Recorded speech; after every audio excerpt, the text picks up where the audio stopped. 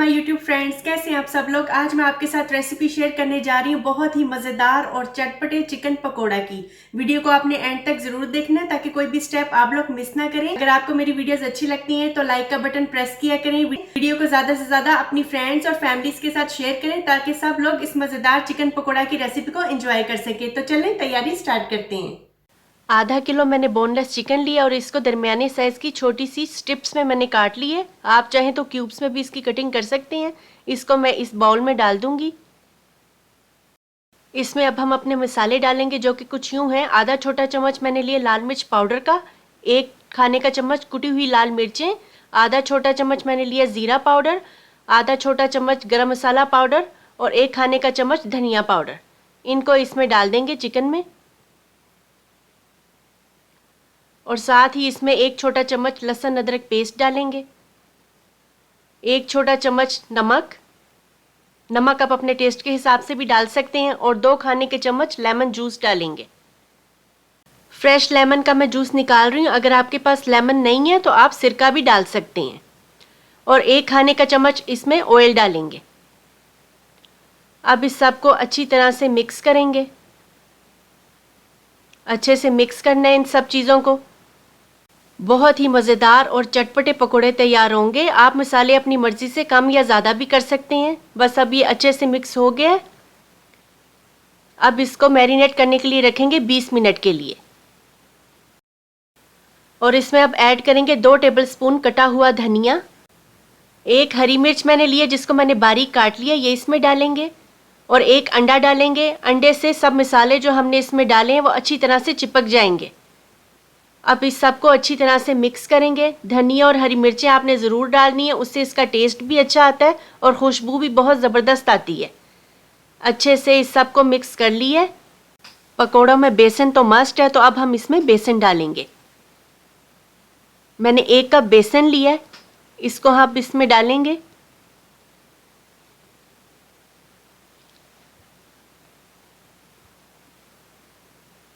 दो टेबलस्पून मैंने लिया है चावलों का आटा। अच्छे से मिक्स करेंगे इस सब को। बेसन और चावलों के आटे से इसकी जो है ऊपर कोटिंग वो बहुत ज़बरदस्त होती है। अच्छी तरह से मिक्स करेंगे इस सब को। बहुत मज़ेदार पकोड़े हमारे तैयार होने वाले हैं। अब मैं इसको हाथों से अच्छे से मिक्स करूंगी।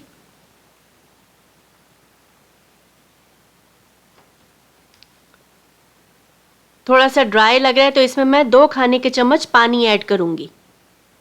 बस 2 खाने के चम्मच ही पानी ऐड करेंगे। पानी मैं इसलिए डाल रही हूँ क्योंकि जो बेसन और चावलों के आटे की जो कोटिंग है वो पानी से गीली हो जाएगी और चिकन पर अच्छी तरह से लग जाएगी। अच्छे से मिक्स करेंगे। अब तकरीबन हमारा चिकन जो है वो फ्राई होने के लिए बिल्कुल तैयार है। अब इसको मैं फ्राई करूँगी।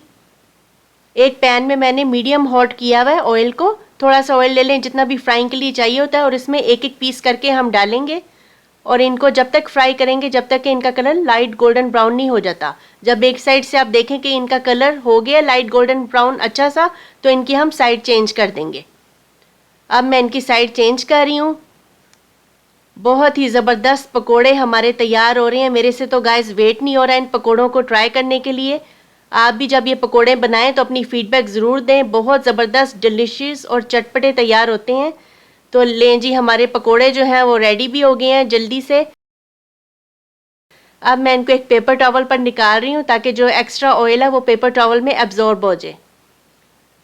तो आपने देखा कितनी जल्दी और क्विक ये पकोड़े बन जाते हैं और खाने में भी बहुत मज़े के होते हैं।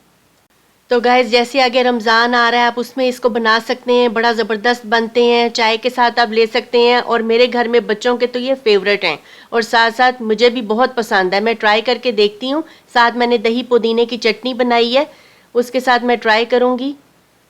बहुत ही मज़ेदार और टेस्टी बने। आपने इनको ट्राई ज़रूर करना है। और अगर आपको मेरी वीडियोस अच्छी लगती हैं तो लाइक का बटन ज़रूर प्रेस किया करें, चैनल को सब्सक्राइब करें। तो चलें, मिलते हैं फिर नई रेसिपी के साथ। Thanks for watching. Bye bye.